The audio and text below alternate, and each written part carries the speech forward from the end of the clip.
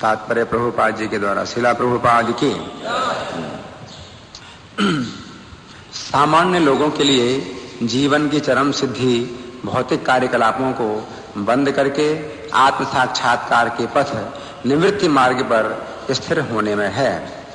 जो लोग इंद्रिय भोग में सुख पाते हैं या जो भौतिक शारीरिक कल्याण कार्य में स्थिर हैं, वे कर्मी कहलाते हैं। यहाँ पर थोड़ा चर्चा करेंगे। प्रभुपाद जी कर्मी की परिभाषा बताते हैं। कर्मी कैसे कहते हैं? हम तो जिसको देखो उससे कर्मी कह देते हैं। किसी को भी हम कर्मी कहते हैं जो मंदिर से बाहर हैं, कर्मी। लेकिन नहीं, सब लोग कर्मी भी नहीं हैं। कर्मी बनने की भी कुछ योग्यता है। आप समझे? कर्मी बनने की भी कुछ योग्यता है। और प्रभु जी क्या बताते हैं? कर्मी किसे कहते हैं? जो भौतिक शारीरिक कल्याण कार्य में स्थिर हैं, वे कर्मी कहलाते हैं। भौतिक शारीरिक कल्याण कार्य में, इसका मतलब है कि शास्त्र के अनुसार कर्म करें इंद्रिय तृप्ति के लिए, तो वो कर्मी है। लेकिन जो इंद्रिय तृप्ति के लिए कर्म करते हैं, शास्त्र के अनुसार नहीं करते हैं, तो वे क्या हैं? विकर्मी। अभी आजकल ज्यादा से ज्यादा जनता विकर्मी है, शास्त्र के अनुसार कर्म नहीं करते। स्कूलों में, विद्यालयों में, महाविद्यालयों में और विश्वविद्यालयों में जो शिक्षा दी जा रही है, वो क्या है?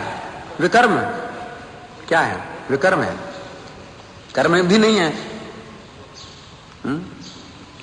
लेकिन आप लोग सोचते हो कभी कि वे जो है कर्म कर रहे हैं या विकर्म कर रहे हैं? कलयुग में अधिक से अधिक विकर्मी है। कर्मी कम से कम शास्त्र के अनुसार कर्म करता है और वो सोचता है कि अगला जीवन भी है, अगले जीवन के लिए भी वो सोचता है कि कुछ इंद्रिय तृप्ति करूं तो स्वर्ग की प्राप्ति करूं। लेकिन आजकल की शिक्षा कैसी है? इस जीवन के बाद कुछ नहीं है, कोई जीवन ही नहीं है। ये है। तो आजकल के जो लोग हैं वो तो कर्मी भी नहीं है। आप समझ रहे हैं? विकर्मी है। विकर्मी मतलब नरक की प्राप्ति करना। विकर्म से नरक की प्राप्ति होती है। तो नरक में जा रहे हैं लोग, है ना? कम से कम शास्त्र के अनुसार कर्म करो, अगला जीवन है ना? तो प्रभुपाद जी बताते हैं, जो लोग इंद्रिय भोग में सुख पाते हैं या जो भौतिक शारीरिक ऐसे हजारों तथा लाखों कर्मियों में से कोई एक कर्मी आत्म साक्षात्कार द्वारा आत्माराम बन पाता है। अब आत्माराम की प्रभुपाद जी परिभाषा बताते हैं कि आत्माराम क्या है। जो इंद्रिय भोग से विरक्त हो जाए, निवृत्ति निरता। क्योंकि इसमें शब्द है निवृत्ति निरता, है ना? तो वो आत्माराम की परिभाषा है, निवृत्ति निरत, जो इंद्रिय भोग से विरक्त हो। और निवृत्ति निरत, चूंकि शौनक मुनि ये प्रश्न कर रहे हैं, ये शब्द प्रयोग कर रहे हैं, क्योंकि पिछले श्लोक में सूत गोस्वामी ने कहा, क्या कहा था? निवृत्ति निरतम मुनि सुखम अध्यापयामास, निवृत्ति निरतम मुनि। कि व्यास जी ने सुखदेव गोस्वामी को यह श्रीमद् भागवत का अध्ययन कराया, और सुखदेव गोस्वामी क्या है? निवृत्ति निरत है, निवृत्ति परायण है। मतलब इंद्रिय तृप्ति से बिल्कुल विरक्त है। तो निवृत्ति निरत, अभी बड़ा सुंदर प्रश्न है। शौनक ऋषि का प्रश्न बहुत ही सुंदर है। और उन्होंने देखो कैसे शब्द को पकड़ लिया। सूत गोस्वामी के शब्द को पकड़ लिया। सूत गोस्वामी ने कहा कि सुखदेव गोस्वामी को ये जो भागवत संहिता का अध्ययन कराया व्यास जी ने, और जबकि सुखदेव गोस्वामी कैसे हैं? निवृत्ति निरत हैं। वो इंद्रिय तृप्ति में तो बिल्कुल वो विरक्त है, बिल्कुल पूरी तरह से, है कि नहीं? इसलिए जहां श्लोक समाप्त हो रहा है वहीं से यह श्लोक शुरू होता है। प्रश्न सवै निवृत्ति निरतः, तो वो निवृत्ति निरत है। और निवृत्ति निरत है तो कैसे है? सर्वत्र उपेक्षको, सर्वत्र उपेक्षक। उपेक्षा का मतलब क्या है? उपेक्षा करते हैं मतलब हर चीज का तिरस्कार करते हैं, ये नहीं चाहिए, इसको कहते हैं उपेक्षा। अपेक्षा उपेक्षा शब्द है ना। अपेक्षा का मतलब चाहिए, उपेक्षा का मतलब नहीं चाहिए। उपेक्षा करते हैं मतलब किसी बात को सुनना नहीं चाहते हैं, उपेक्षा करते हैं, है नहीं? किसी चीज को देखना नहीं चाहते हैं, है ना? इस भौतिक संसार में इंद्रिय तृतीय किसी भी चीज को वो देखना नहीं चाहते हैं, सुनना नहीं चाहते हैं, भोगना नहीं चाहते हैं। इसलिए इसमें कहा सर्वत्र उपेक्षक हो, हर जगह से वो उपेक्षक हैं, उदासीन हैं, है ना? जैसे कि गीता में भगवान कहते हैं अनपेक्षा सुचरदक्ष। भक्त के जो गुण हैं उनमें से कहा है कि जो अपेक्षा नहीं करता, यानी किसी भी चीज की आवश्यकता नहीं समझता है इस भौतिक संसार में, अनपेक्षा। और यहां पर सर्वत्र उपेक्षको, हर जगह हर चीज को वो उपेक्षा करते हैं, हर चीज की उपेक्षा करते हैं। इसलिए सुखदेव गोस्वामी बहरे की तरह, गूंगे की तरह, पागल की तरह चलते हैं, घूमते हैं। सुखदेव गोस्वामी की जो स्थिति है वो ऐसी है कि वो शरीर में वस्त्र नहीं धारण किए हुए हैं, शरीर में धूल भी लगी हुई है, और बिल्कुल पागल की तरह जो है ना वो भ्रमण करते हैं, किसी एक स्थान में ठहरते नहीं हैं। वृक्षों के जो है ना पत्ते खा करके रहते हैं, जंगल में रहते हैं। तो वास्तव में सुखदेव गोस्वामी की ऐसी स्थिति थी, और व्यास जी को जो है ना चिंता है कि सबसे पहले वो किस व्यक्ति को श्रीमद् भागवत दें। अभी तो श्रीमद् भागवत सबको प्राप्त हो रही है, हम सब लोगों को प्राप्त हो रही है ना? लेकिन व्यास जी सबसे पहले सोच रहे हैं कि इसका जो है अगर उद्घाटन किया जाए, इनागुरेट, है कि नहीं? ये बहुत महत्वपूर्ण, जैसे कोई महत्वपूर्ण भवन होता है ना, तो सबसे पहले बहुत महत्वपूर्ण व्यक्ति को ले जाया जाता है कि नहीं, है कि नहीं? किसी महत्वपूर्ण व्यक्ति से उस भवन का क्या कराते हैं? उद्घाटन कराते हैं। तो ये श्रीमद् भागवत का भी उद्घाटन जो है व्यास जी चाहते हैं किसके द्वारा कराना? सुखदेव गोस्वामी के द्वारा कराना। बहुत महत्वपूर्ण व्यक्ति हैं, बहुत योग्य व्यक्ति हैं सुखदेव गोस्वामी। और समस्या यह है कि सुखदेव गोस्वामी हर चीज को प्रपंच समझ करके कुछ सुनना नहीं चाहते हैं, कुछ देखना नहीं चाहते हैं, कोई अध्ययन नहीं करना चाहते हैं। सर्वत्र उपेक्षको मुनि। और मुनि का मतलब मुनि के कई अर्थ हैं, तो एक अर्थ ये भी है कि वो मौन रहते हैं, बोलते भी नहीं हैं। सुखदेव गोस्वामी ना पढ़ते हैं, ना सुनते हैं, ना बोलते हैं, क्योंकि उनकी जो है निष्ठा किसमें है? निर्विशेष ब्रह्म में। सुखदेव गोस्वामी निर्विशेषवादी हैं, तो निर्विशेषवादी भी उन्नति करते करते कहां तक पहुंच जाता है? निर्ग्रंथ अवस्था में। अगले श्लोक में आएगा निर्ग्रंथ। निर्ग्रंथ का मतलब है कर्म की ग्रंथि को वो काट डालता है, कर्म बंधन से छूट जाता है। निर्ग्रंथ का ये मतलब है। और निर्ग्रंथ का मतलब ये भी है जो ग्रंथों का अध्ययन न करे। तो सुखदेव गोस्वामी ऐसे थे, वो दोनों प्रकार से निर्ग्रंथ थे सुखदेव गोस्वामी। ना तो उनको कर्म की ग्रंथि थी, यानी कर्म का बंधन नहीं था, और दूसरा निर्ग्रंथ का मतलब वो किसी ग्रंथ का अध्ययन नहीं करना चाहते। तो इस प्रश्न से जो है श्रीमद् भागवत की महिमा का पता चलता है कि श्रीमद् भागवत की महिमा कितनी है, कि ऐसे व्यक्ति ने श्रीमद् भागवत का अध्ययन किया। सर्वत्र उपेक्षको मुनि, उपेक्षा करते हैं। तो मोहन रूपा प्रभु कल ही बता रहे थे, परसों उन्होंने क्लास दिया था, तो बता रहे थे कि सुखदेव गोस्वामी की ऐसी स्थिति है और व्यास जी इनको पढ़ाना चाहते हैं और सुखदेव गोस्वामी आते नहीं हैं। देखो कैसी स्थिति है। व्यास जी श्रीमद् भागवत पढ़ाना चाहते हैं और सुखदेव गोस्वामी पढ़ना नहीं चाहते हैं। और व्यास जी चाहते हैं कि सुखदेव गोस्वामी को ही सबसे पहले पढ़ाएं, और जितने शिष्य हैं उनके किसी को नहीं पढ़ा रहे हैं श्रीमद् भागवत। जो दूसरे शिष्य हैं उनको वेदों की दूसरे दूसरे विभाग का अध्ययन कराया। हाँ? लेकिन सुखदेव गोस्वामी को श्रीमद् भागवत का अध्ययन करा रहे हैं। हाँ? तो फिर उनके कुछ शिष्य हैं जो उनसे पूछते हैं व्यास जी से कि हम जंगल में जाते हैं समाधान लेने के लिए किसी काम से, तो हमें हिंसक जंतुओं का भय रहता है, तो हम इसके लिए क्या करें? तो व्यास जी कहते हैं कि तुम एक मंत्र का उच्चारण किया करो। अपने शिष्यों को कहा कि तुम एक मंत्र का उच्चारण किया करो। और व्यास जी का जो है ना इसमें दूसरा इरादा क्या है? सुखदेव गोस्वामी को भी बुलाना। सुखदेव गोस्वामी को वो आकर्षित करना चाहते हैं, है ना। तो ये तो एक जो उन्होंने मंत्र बताया श्रीमद् भागवत में वो श्लोक था।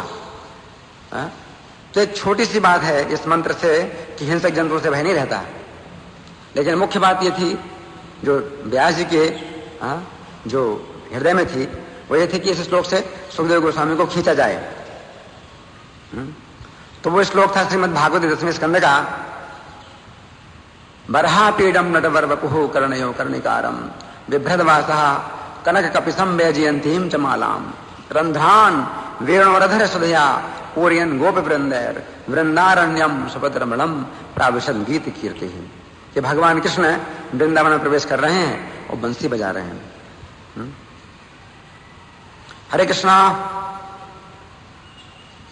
कृपा करके आंखें खोलिए, मैं आप लोगों को देख रहा हूं। आप लोगों की आंखें बंद हैं, खुली हैं, वो मैं देख रहा हूं। कृपा करके आंखें खोलिए। हाँ, तो ये जो श्लोक था तो उनके शिष्य पढ़ते थे, तो उनको सर्प और शेर जैसे हिंसक जंतुओं से कोई भय नहीं रहता। लेकिन उन्होंने ये भी कहा कि मेरा जो पुत्र है अगर इसको सुनता है और तुम्हारे पास आता है और कुछ पूछे तो कुछ बताना नहीं, सीधे मेरे पास भाग के आ जाना। तो व्यास जी का ये इरादा था। तो हुआ ये कि सुखदेव गोस्वामी निर्विशेष ब्रह्म की समाधि में थे, लेकिन जैसे ये श्लोक कानों में पड़ता है उनके तो तुरंत ही उनका जो निर्विशेष ब्रह्म का आनंद है वो फीका पड़ गया। और भगवान की लीला का जो आनंद है वो इतना तीव्र था कि निर्विशेष ब्रह्म का जो आनंद है वो बिल्कुल फीका हो गया। और वो भागे कि कौन बोल रहा है श्लोक। तो जैसे व्यास जी की आज्ञा थी उनका शिष्य भाग करके व्यास जी के पास आया। तो सुखदेव गोस्वामी भी आ गए व्यास जी के पास, और व्यास जी कहते हैं बेटा बैठो बैठो। तो सुखदेव गोस्वामी कहते हैं पिताजी वो श्लोक हमें याद सिखा दीजिए। तो व्यास जी कहते हैं कि बेटा बैठो अध्ययन करो, ऐसे 18,000 श्लोक हैं। इस प्रकार से सुखदेव गोस्वामी ने पूरे भागवत का अध्ययन किया। एक श्लोक से उनका जो निर्विशेष ब्रह्म का जो सुख है वो फीका पड़ गया। तो यहां पर सर्वत्र उपेक्षा को बताया गया है कि सर्वत्र वो उपेक्षा करते हैं, हर चीज की उपेक्षा करते हैं, किसी से मिलना नहीं चाहते हैं। जैसे सुखदेव गोस्वामी जैसे जन्म ही लेते हैं, तो ये भी बताया गया है कि अपना वो संस्कार नहीं कराया उन्होंने। जो संस्कार होता है ना जन्म के समय, क्या होता है जन्म संस्कार, तो वो उन्होंने कराया नहीं। जैसे ही पैदा हुए वैसे वो चलने लगे और अपने पिता का मुंह नहीं देखते हैं, माता का भी मुंह नहीं देखते हैं और चले जा रहे हैं जंगल की तरफ, है ना। और व्यास जी उनको पीछे से पुकारते हैं पुत्र पुत्र कह करके। तो वृक्षों में ही प्रतिध्वनि हो रही है, लेकिन सुखदेव गोस्वामी पीछे मुड़ के नहीं देखते हैं अपने पिता को। तो इस तरह से जो है सर्वत्र उपेक्षको, सर्वत्र वो उपेक्षा करते हैं सुखदेव गोस्वामी। और फिर सोनक जी पूछते हैं कश्यवा बृहतीम एताम आत्मा रामात्मा कश्यवा। कश्य का मतलब कश्य है तो किस कारण से, और वा का मतलब अथवा। अथवा का मतलब क्या है कि सुखदेव गोस्वामी को आवश्यकता नहीं थी शायद, इस ग्रंथ का अध्ययन करने की शायद आवश्यकता नहीं थी। तो वा का मतलब अथवा, अथवा किस कारण से उन्होंने अध्ययन किया, शायद किसी ने उनको जोर दिया हो, किसी ने उन पर दबाव डाला हो शायद, सोनक ऋषि का एक प्रश्न है कि कभी कभी दबाव डाला जाता है। जैसे प्रियव्रत महाराज थे, तो वो भी नैष्ठिक ब्रह्मचर्य का व्रत ले चुके थे नारद जी के द्वारा, और उनके जो पिता मनु थे वो चाहते थे कि राज्य करें। तो मनु जी फिर अपने पिता ब्रह्मा जी को लेके आए, और ब्रह्मा जी ने फिर दबाव डाला। तो प्रियव्रत अपने पिता की अगर आज्ञा का उल्लंघन कर देते, तो इसलिए मनु जो है अपने पिता को लेके आए और प्रियव्रत पर जो है दबाव डाला, जिससे फिर उन्होंने राज्य किया और गृहस्थ बने महाराज प्रियव्रत। तो इस तरह से वाक का मतलब अथवा किस हेतु से उन्होंने इस विशाल बेहतीन संहिताम समभ्यसत, इस विशाल ग्रंथ का अध्ययन किया सुखदेव गोस्वामी। तो अगले श्लोक में आएगा निर्ग्रंथ था, कि मतलब वो निर्ग्रंथ है सुखदेव गोस्वामी, ग्रंथ का अध्ययन नहीं करना चाहते हैं। फिर इतना विशाल, आप जानते हैं छोटा ग्रंथ थोड़ी है श्रीमद् भागवत, 18,000 श्लोक है। तो क्यों अध्ययन किया? ये जैसे अर्जुन भी हैं, है ना, तो अर्जुन भी यही सोच रहे हैं कि कृष्ण मेरे ऊपर कुछ दबाव डाल रहे हैं युद्ध करने के लिए। अर्जुन ने प्रश्न किया ना गीता के 3 अध्याय में, गीता के 3 अध्याय में अर्जुन ने प्रश्न किया, जायसी चेत कर्मणस्ते मता बुद्धिर जनार्दन तत्किम कर्मणे घोरे माम नियोज्य केशव। अगर आप सोचते हैं कि बुद्धि श्रेष्ठ है कर्म की तुलना में, तो आप मुझे घोर कर्म में क्यों लगाते हैं? तो अर्जुन का भी कुछ इसी प्रकार का आरोप है भगवान के ऊपर, कि मुझे क्यों लगाते हैं।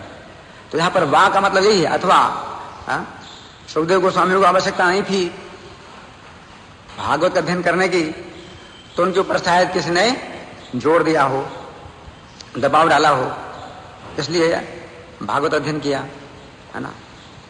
तो यहां प्रभुपाद आगे लिखते हैं तात्पर्य में, ऐसे हजारों तथा लाखों कर्मियों में से कोई एक कर्मी आत्म साक्षात्कार द्वारा आत्माराम बन पाता है। आत्म का अर्थ है स्व तथा आराम का अर्थ है सुख पाना। प्रत्येक व्यक्ति परम सुख की खोज में लगा रहता है, लेकिन इस सुख का मानदंड व्यक्ति व्यक्ति के साथ बदल सकता है। अतः कर्मियों द्वारा भोगा गया आदर्श सुख आत्मारामों के आदर्श सुख से भिन्न होता है। आत्माराम हर तरह से भौतिक भोग के प्रति अन्य मनस्क रहते हैं, यही सर्वत्र उपेक्षा करते हैं, जिसमें कहा ना, उसी को प्रभुपाद जी कहते हैं अन्य मनस्क रहते हैं, उदासीन रहते हैं, उन्हें कोई खुशी नहीं होती है। ये जो सांसारिक सुख है वो मिल जाए तो उनको कोई खुशी नहीं रहती है। इसलिए सुखदेव गोस्वामी ने यह अवस्था पहले से ही प्राप्त कर ली थी, तो भी उन्होंने इस बृहद भागवत ग्रंथ का अध्ययन करने का कष्ट उठाया। इसका अर्थ यह है कि श्रीमद् भागवत उन आत्मा रामों के लिए भी स्नातकोत्तर अध्ययन का विषय है, जिन्होंने समस्त वैदिक ज्ञान का अध्ययन कर लिया हो। तो प्रभुपाद जी क्या कह रहे हैं? स्नातकोत्तर अध्ययन है श्रीमद् भागवत। स्नातकोत्तर मतलब पोस्ट ग्रेजुएट, स्नातक का मतलब ग्रेजुएट, और स्नातकोत्तर का मतलब पोस्ट ग्रेजुएट, है ना। ग्रेजुएट का मतलब है जो आत्माराम है, आत्म साक्षात्कार, ये ग्रेजुएशन कहलाता है। आध्यात्मिक ग्रेजुएट वो व्यक्ति है जो आत्माराम हो जाए, भौतिक भोगों से विरक्त हो जाए, आत्म साक्षात्कार के पद पर आ जाए। ब्रह्मभूतः प्रसन्नात्मा, ब्रह्मभूत अवस्था पर जो व्यक्ति आ जाए तो वो ग्रेजुएट है प्रभुपाद जी के शब्दों में। और उनके लिए जो है ना ये श्रीमद् भागवत है, यानी पोस्ट ग्रेजुएट स्टडी है कि नहीं। तो यहां पर प्रभुपाद जी का तात्पर्य समाप्त हुआ। अब हम जो है कुछ और भी चर्चा करेंगे इस श्लोक पर। आत्माराम जो है शब्द भगवद गीता में आता है। आत्माराम शब्द तो नहीं आता, लेकिन इसकी व्याख्या आती है गीता में। गीता के 3 अध्याय के श्लोक संख्या 17 है।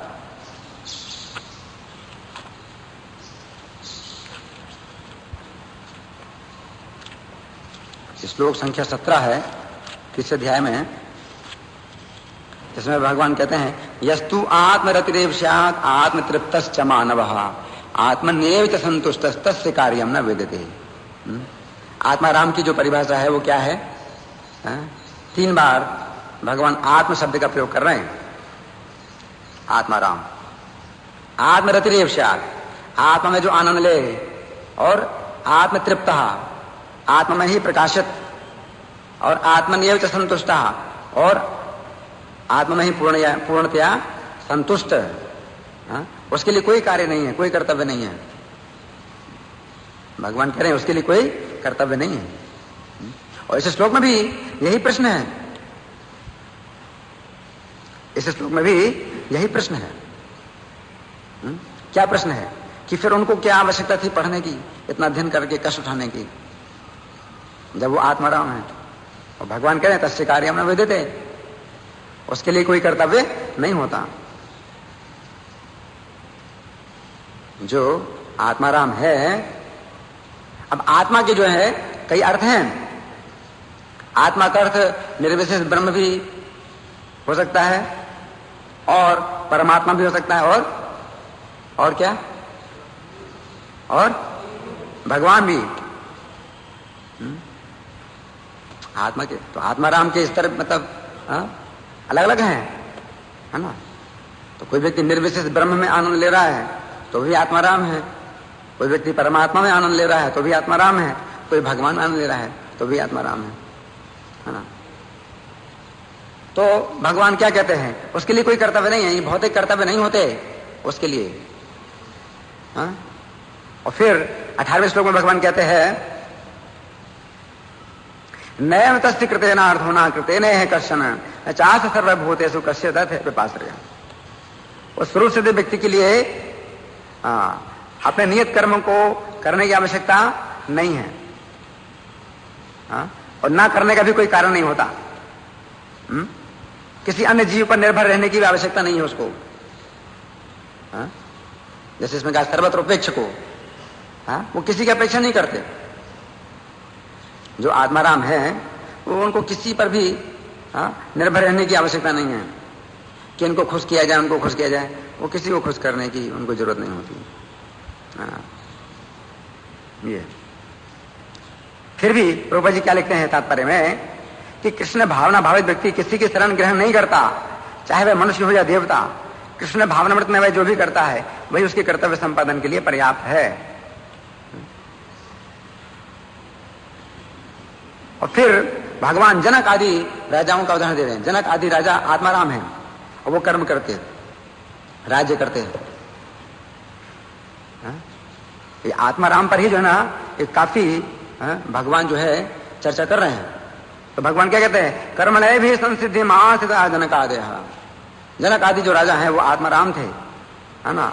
लोक संग्रह में वापि संपश्यन कर तुम रहसी। लोक शिक्षा को देखते हुए भी कर्म करना चाहिए। तो आत्माराम कर्म करते हैं किस लिए? अपने लिए नहीं करते।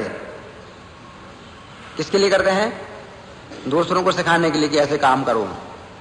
भगवान कह रहे हैं जनक आदि जो राजा लोग थे वो जो कर्म कर रहे थे वो अपने लिए नहीं कर रहे थे, दूसरों को इसमें लगाने के लिए, उनके कल्याण के लिए कर्म कर रहे थे। संपश्यन कर तुम्हारा चाहिए। क्यों? यदि आचरति श्रेष्ठ तत्तदेवेतरो जनः। श्रेष्ठ व्यक्ति जैसे आचरण करे वैसे सामान्य लोग भी आचरण करते हैं। सयत प्रमाणम कुरुते लोकस्तद अनुवर्तते। वो जो प्रमाणित करे तो लोग उसी का ही अनुवर्तन करते हैं, अनुगमन करते हैं, है ना। इसलिए जैसे कि प्रभुपाद जी भी आत्माराम थे, उन्हें कोई 16 माला करने की जरूरत नहीं थी, है ना। 16 माला जाप करते थे, है कि नहीं। 6 गोस्वामी भी संख्या पूर्वक नाम गानन, वो भी आत्माराम थे। उनको किसी नियम का पालन करने की जरूरत नहीं थी, तो भी संख्या पूर्वक प्रणाम करना और नाम जाप करना, है कि नहीं, सब नियमों का पालन करते थे। तो भगवान कह रहे हैं कि आत्माराम जो है फिर भी कर्म करता है संसार में लोगों को शिक्षा देने के लिए। फिर भगवान अपना भी उदाहरण दे रहे हैं। भगवान कृष्ण भी स्वयं आत्माराम हैं। भगवान कृष्ण क्या है? आत्माराम है। भगवान कहते हैं न मे पार्थास्ति कर्तव्यम त्रिलोकेषु किंचन, मेरे लिए 3 लोकों में कोई कर्तव्य नहीं है। भगवान कृष्ण, जब भगवान कृष्ण को आत्माराम कहा जाता है, तो वहां पर आत्मा का अर्थ क्या है? भगवान को जब आत्माराम कहा जाता है, कृष्ण को आत्माराम कहा गया है, तो यहां पर आत्मा का क्या अर्थ है? आत्मा के कई अर्थ हैं, लेकिन जब कृष्ण को आत्माराम कहा जाता है तो आत्मा का क्या अर्थ है? सबकी आत्मा, वो खुद ही है, वो खुद ही है, और उनकी जिम्मेदारी मेरी आएगी कि मैंने इनका नाश किया है। इसलिए भगवान कहते हैं उपहन्याम वहां पर जा, मैं ही इनका नाश करने वाला बनूंगा। आप समझे?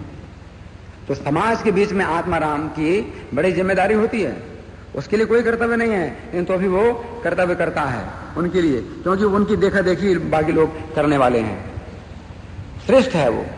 इसलिए आगे भगवान कहते हैं सट्टा कर्मण्य विद्वान स्वथा कुर्वन्ति भारत है। मूर्ख लोग जो है आसक्त हैं तो कर्म में जिस प्रकार से लगे हैं, कुर्यात विद्वान था सकता चिकित्सक लोग समझ, जो विद्वान है उसी प्रकार से कर्म करे, लेकिन अनासक्त होकर के कर्म करे। चिकित्सक लोग संग्राम, लोगों को शिक्षा देने के लिए वो अनासक्त भाव से वही कर्म करता है। इस तरह से भगवान जो है उपदेश दे रहे हैं अर्जुन को। न बुद्धि भेदम जनेत ज्ञानाम कर्म संज्ञानाम, जो अज्ञानी है, कर्म में आसक्त है, उनकी बुद्धि में भेद उत्पन्न ना करो कि सब कर्म छोड़ दें वो भी और आत्माराम की तरह हो जाएं। नहीं, जो सेत सर्व कर्माणि विद्वान युक्तः समाचरण, वो सब कर्मों में उनको लगाए और स्वयं करता हुआ उनको कर्म में लगाए। तो ये मतलब है कि जिनके अंदर भोगों की इच्छा है तो वह आत्माराम की नकल ना करें कि वे भी सब कर्मों को त्याग दें, है ना। अब एक लेख मैंने लिखा है, श्री भगवान ने कहा, ये भाग 39वां है और गीता के पहले अध्याय के 45वें श्लोक पर है, तो इसको मैं थोड़ा सा पढ़ रहा हूं। इसमें इंद्रियाराम और आत्माराम की कुछ व्याख्या की गई है, क्योंकि भगवान ने गीता में इंद्रियाराम शब्द का प्रयोग किया है, जो आत्माराम का क्या है? उल्टा। इंद्रियाराम शब्द है गीता में कहीं? है। अघायु इंद्रियारामो मोघम पार्थ सजीवती। जो इंद्रियाराम है वो व्यर्थ ही जिंदा रहता है। तो इसमें मैंने जो लिखा है, अर्जुन अपनी इंद्रिय तृप्ति के लिए कोई पाप नहीं करना चाहते हैं, जबकि अनेक लोग ऐसे हैं कि वे अपनी इंद्रिय तृप्ति के लिए अनेक प्रकार के पाप करते हैं तथा उनके जीवन में पाप बढ़ता जाता है। उनका जीवन बेकार है। अच्छा है यदि वे मर जाएं, क्योंकि मरने से उनके पाप कर्म बंद हो जाएंगे। वास्तव में धृतराष्ट्र के पुत्रों का मरना अच्छा है, क्योंकि वे अपने जीवन में पापों को बढ़ाते जा रहे हैं। गीता के 3 अध्याय के 16वें श्लोक में श्री कृष्ण अर्जुन से कहते हैं, 3 अध्याय का 16वां श्लोक है, अघायुर इंद्रियारामो मोघम पार्थ सजीवती। अर्थात ऐसे व्यक्ति केवल इंद्रियों की तुष्टि के लिए व्यर्थ ही जीवित रहते हैं। ऐसे व्यक्ति के लिए भगवान 2 शब्दों का प्रयोग करते हैं, अघायु और इंद्रियाराम। अघायु 2 शब्दों से मिलकर बना है, अघ और आयु। अघ का अर्थ है पाप और आयु का अर्थ है जीवन। इस प्रकार अघायु का अर्थ हुआ पाप का जीवन।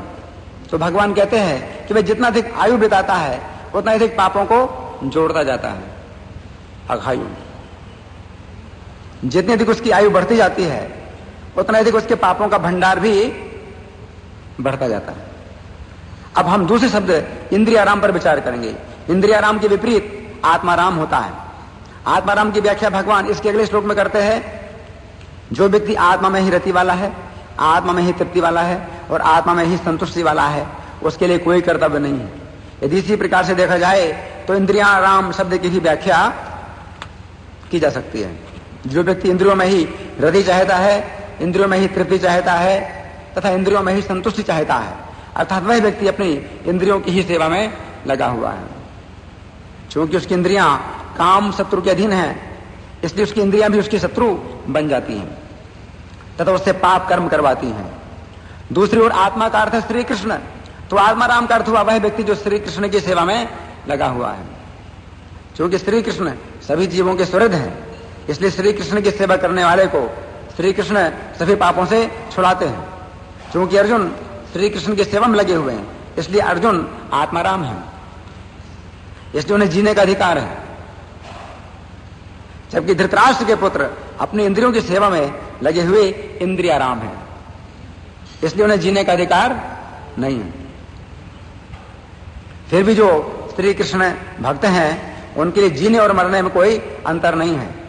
वास्तव में मृत्यु उनके लिए वस्त्र परिवर्तन के समान शरीर का परिवर्तन होती है, उनके कार्य में कोई परिवर्तन नहीं होता। जो कृष्ण के भक्त हैं उनका शरीर बदलता है, उनका कार्य बदलता नहीं है, कार्य वही चलता रहता है। भक्तों को मृत्यु की कोई चिंता नहीं होती, वे तो केवल इतना ही चाहते हैं कि वे प्रत्येक जन्म में श्री कृष्ण की सेवा करें। तो ये कुछ व्याख्या हमने करी है। अब प्रश्नोत्तर मैं जरूर चाहूंगा, तो आप लोग प्रश्नोत्तर करें या मैं प्रश्न करूं, आपका प्रश्न हो।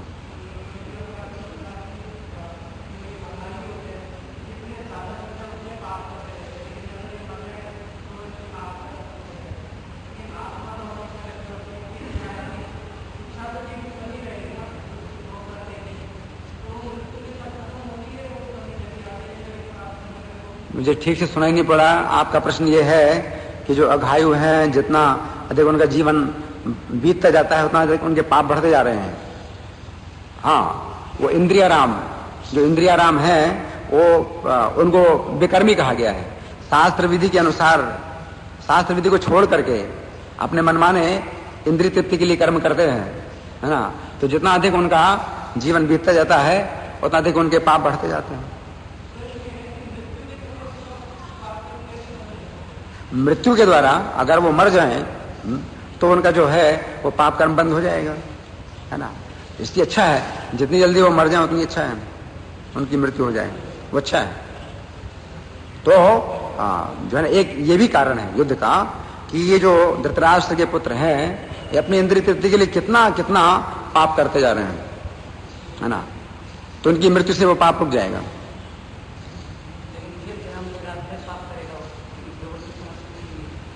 उनको सुधारा जाएगा, उनको सुधारा जाएगा, उनको मनुष्य जीवन नहीं मिलेगा जल्दी, उनको सुधारा जाएगा, है ना।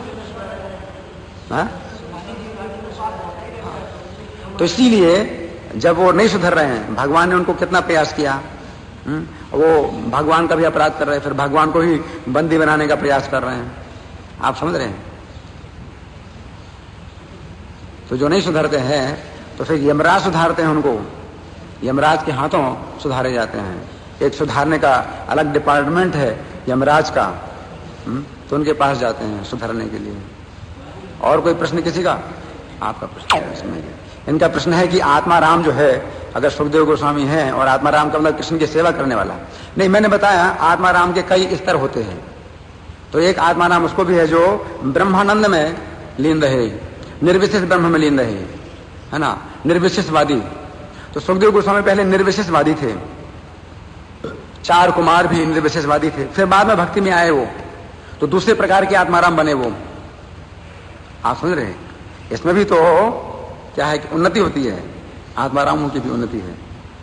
4 कुमार भी निर्विशेषवादी से फिर भक्त बने, सुखदेव गोस्वामी भी निर्विशेषवादी से भक्त बने। और जब तक वो निर्विशेषवादी थे तब तक वो जो है ना कुछ सुनते थे ना कुछ बोलते थे, है ना। आप समझ रहे हैं।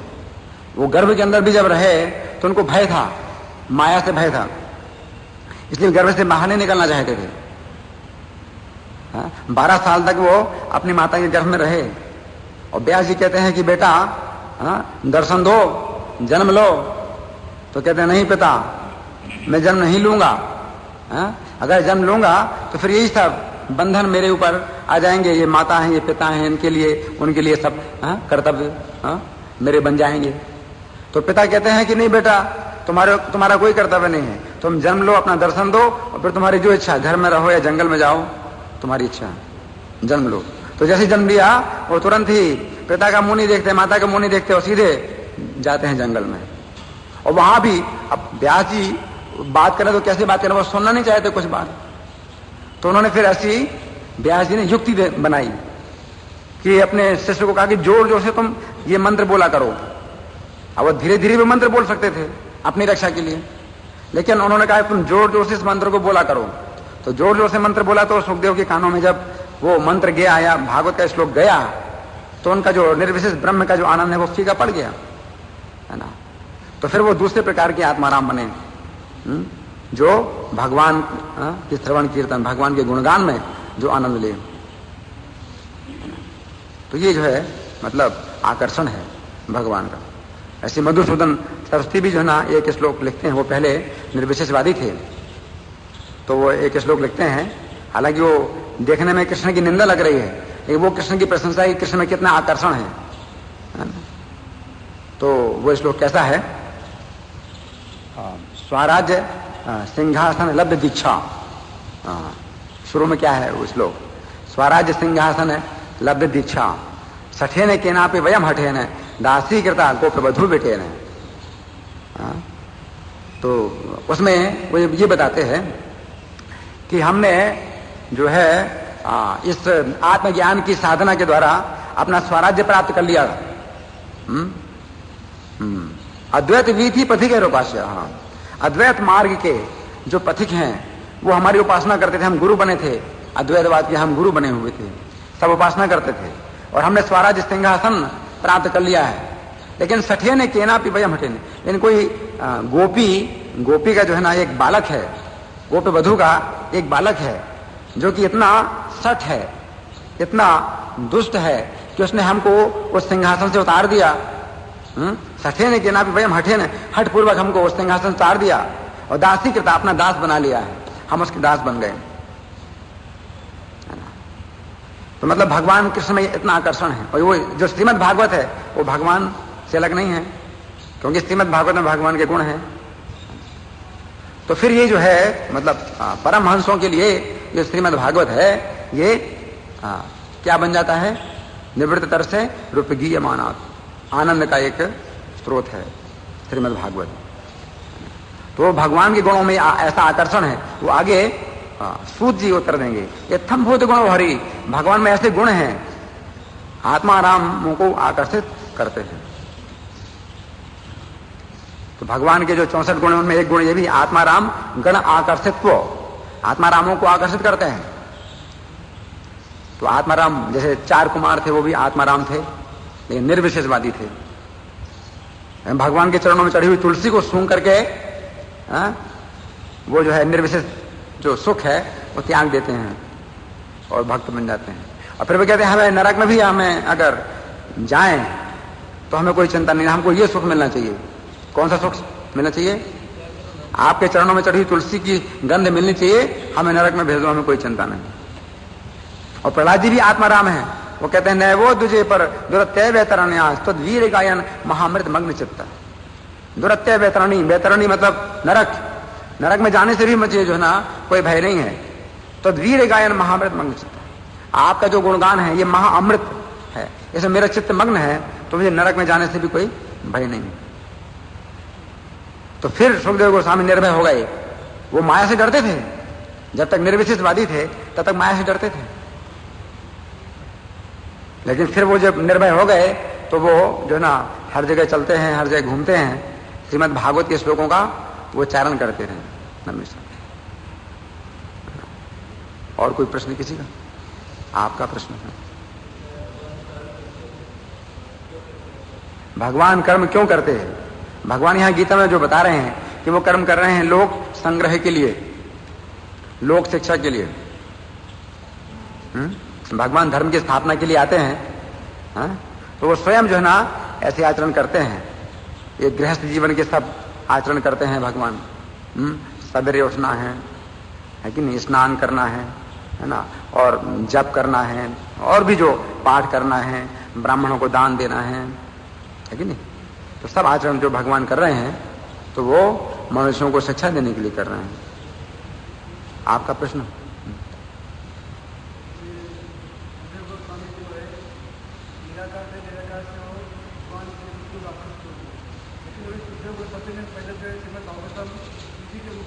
इनका प्रश्न है इनका प्रश्न है कि सुखदेव गोस्वामी ने पहले श्रीमद् भागवत शिव जी के मुख से सुना था। ऐसा है कि कई पुराणों में कई प्रकार की कथाएं हैं, लेकिन हम जो है उन्हीं कथाओं को लें जो इससे संगत बैठे हैं, क्योंकि बात यह है कि कई कल्पों की जो कथाएं हैं वो कई पुराणों में लिखी हैं और ये पता नहीं चलता कि किस कल्प की कौन सी कथा है। तो इसलिए जब यहाँ पर ये प्रश्न उठाया कि उन्होंने क्यों अध्ययन किया श्रीमद् भागवत का, और वो जो है ना नहीं करना चाहते थे, और बाद में जब उनको आनंद मिला कृष्ण के लीलाओं का तो उन्होंने अध्ययन किया, तो फिर यही मानना चाहिए, ठीक है ना। कहीं पर यह भी बताया गया है कि वो राधा रानी के हाथ के लीला सुख हैं, उनके हाथ के तोता हैं सुखदेव गोस्वामी। तो बहुत सी बातें हैं, लेकिन वो परस्पर विरोधी हो जाती हैं बहुत सी बातें। तो इसमें फिर यही समझना चाहिए कि वो कल्प भेद से ये सब जो है ना सत्य हैं, ये बातें। तो हम नहीं जानते किस कल्प की कौन सी घटना है। और कोई प्रश्न किसी का? निर्विशेष ब्रह्म निर्विशेषवादी का मतलब क्या है? भगवान जो परम सत्य है ना, उसके 3 स्तर बताए गए ना, ब्रह्म, परमात्मा और भगवान। तो ब्रह्म का मतलब है निर्विशेष ब्रह्म ज्योति, जो भगवान के शरीर से निकला हुआ प्रकाश है ना। तो कोई व्यक्ति उसी को परम सत्य समझता है तो वो जो है ना चेतन है, चेतन शक्ति है भगवान की, सर्वत्र व्याप्त है। तो कोई व्यक्ति उसी में ही अपना मन लगाता है और आनंद प्राप्त करता है और भोगों से बिल्कुल विरक्त हो जाता है, तो निर्विशेषवादी कहलाता है वो। और फिर परमात्मावादी होता है, उससे भी ऊपर होता है, जो परमात्मा स्वरूप को समझता है, जो हृदय में विराजमान है परमात्मा। लेकिन फिर भागवत उसके ऊपर होते हैं, जो कि भगवान को जानते हैं। परम सत्य का अंतिम रूप भगवान है, और जो भगवान को जान लेता है तो वो ब्रह्म ज्योति को और परमात्मा को अपने आप जान लेता है, उसको कोई दिक्कत नहीं जानने में। आपका प्रश्न? सुखदेव गोस्वामी इस भौतिक संसार में कितने साल थे? सुखदेव गोस्वामी अभी भी हैं, ठीक है, अभी भी हैं। आपका प्रश्न? कैसे रहे? सुखदेव गोस्वामी 12 साल गर्भ में रहे, कैसे रहे? वो बहुत बड़े योगी थे। और भी घटनाएं ऐसी कि कुछ लोग और भी रहे, 100 साल गर्भ में रहे मां के। जानते हो किस कौन कौन रहे 100 साल तक गर्भ में रहे? हिरण्यकशिपु, हिरण्याक्ष भी। दिति ने उनको जन्म नहीं दिया, दोनों पुत्रों को।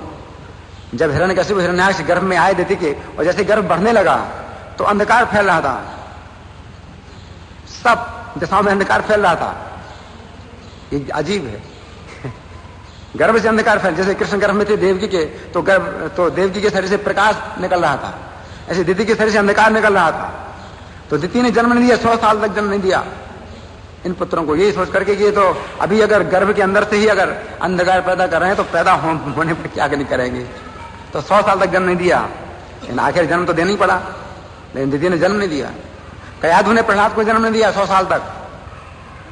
100 साल तक प्रहलाद जी भी, वो भी दिव्य वर्ष, 100 दिव्य वर्षों तक। क्योंकि कयाधु को भय था। किसका भय था? प्रहलाद को जन्म नहीं दिया उसने 100 साल तक। किसका भय था? इंद्र का, क्योंकि हिरण्यकशिपु तपस्या करने गया है। तो जब तक उसका पति वापस ना आए तब तक वो जो है पुत्र को जन्म नहीं देना चाहती, क्योंकि इंद्र कयाधु को कैद करके ले जा रहा था इंद्रलोक में। नारद जी ने, ये क्या कर रहे हो तुम, पराई स्त्री का स्पर्श कर रहे हो, ये कैसे? ये तो गलत है। इंद्र कहता नहीं, मैं कुछ भी गलत नहीं कर रहा हूं, मैं इस स्त्री को कुछ नहीं करूंगा, इसके गर्भ में जो बालक है उसके जन्म की प्रतीक्षा करूंगा, और जैसे जन्म लेगा तो मैं उसको मार डालूंगा। सांप का सपेलुआ भी छोड़ा नहीं जाता है। तो नारद जी कहते हैं तुम मूर्ख हो, इसके गर्भ में जो बालक है वो भगवान का इतना बड़ा भक्त है, संसार की कोई शक्ति उसको छू नहीं सकती। अब तुम अपना भला चाहते हो तो इस माता की परिक्रमा करो और जाओ अपने स्थान में। तो नारद जी ने समझाया, इंद्र डर गया, लेकिन कयाधु का डर दूर नहीं हुआ। कयाधु नहीं जानती अध्यात्म ज्ञान को, तो उसको इंद्र का डर है कि वो जन्म देगी तो इंद्र किसी भी रूप में आके मार सकता है।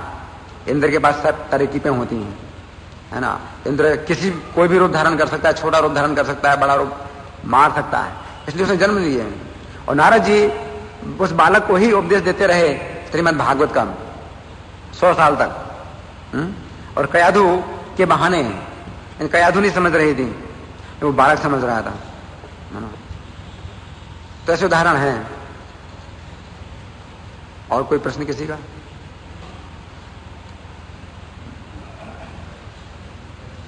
अच्छा, मैं प्रश्न करूं, थोड़ा सा मैं प्रश्न करूं। सर्वत्र उपेक्षको, इसमें जो लिखा है शब्द है सर्वत्र उपेक्षको, इसका अर्थ क्या है? हाँ, इंद्रिय तृप्ति से उपेक्षा, सर्वत्र उपेक्षा। तो सुखदेव गोस्वामी इसकी व्याख्या में हमने क्या बताया? सुखदेव गोस्वामी कैसे रहते हैं? सर्वत्र उपेक्षा का मतलब क्या है? यहाँ पर किस प्रकार रहते हैं वो? विरक्त हैं। तो क्या उनकी चेष्टाएं कैसी? बहरे गूंगे पागल की तरह, मूर्ख की तरह रहते हैं। और भी कोई उदाहरण ऐसा किसी का? जड़ भरत, हाँ, बहरे गूंगे की तरह रहते हैं। और भक्तों को भी कभी रहना पड़ता है ऐसे, बहरा बनना पड़ता है, गूंगा बनना पड़ता है। हाँ? अगर आप प्रचार में जाते हैं और कोई व्यक्ति आपको हंसी मजाक करता है, छेड़छाड़ करता है, तो क्या करोगे आप? बहरे गूंगे बनना पड़ेगा, है ना, है कि नहीं? तो फिर दिक्कत हो जाएगी। अगर उनकी हर बात सुनोगे, हर बात का जवाब दोगे, तो आपको दिक्कत हो जाएगी फिर। इसलिए आपको गूंगा बनना पड़ेगा, बहरा बनना पड़ेगा, है ना। ये जरूरी है। सर्वत्र उपेक्षको। और मुनि, मुनि शब्द के कई अर्थ में से एक अर्थ क्या है जो यहां पर लागू हो रहा है सुखदेव गोस्वामी के लिए? मौन। मौन, मौन रहते हैं, बोलते नहीं हैं। लेकिन बाद में फिर जो है ना, बाद में जब श्रीमद् भागवत सीख ली, फिर वो क्या करते हैं? फिर हमेशा बोलते हैं। सुखदेव गोस्वामी हमेशा श्रीमद् भागवत ही बोलते रहते हैं, श्लोक हमेशा गाते रहते हैं श्रीमद् भागवत। और भागवत महात्म्य आता है कि जब नारद जी ने फिर जब श्रीमद् भागवत श्रवण किया था 4 कुमारों से, तो उसमें फिर सुखदेव गोस्वामी जब आए तो श्रीमद् भागवत श्लोक मधुर स्वर में गाते हुए आए। फिर वो मौन नहीं रहते थे, वो हमेशा बोलते रहते हैं। और कीर्तन के आचार्य सुखदेव गोस्वामी हैं। कीर्तन के आचार्य सुखदेव गोस्वामी हैं, क्योंकि वो श्रीमद् भागवत श्लोकों को हमेशा गाते रहते हैं। और श्रीमद् भागवत श्लोकों में भगवान के नाम भी हैं, भगवान का रूप भी है, भगवान के गुण भी हैं, भगवान की लीलाएं भी सब हैं, खाली नाम नहीं है। जो असली कीर्तन है वो ये है, जिसमें भगवान का नाम, रूप, गुण, लीला सब कुछ होता है। ठीक है, धन्यवाद। ग्रंथराज श्रीमद् भागवतम की, जगत गुरु श्रीला प्रभुपाद की, श्री राधा पार्थार्थी ललिता विशाखा गौरताई सीताराम।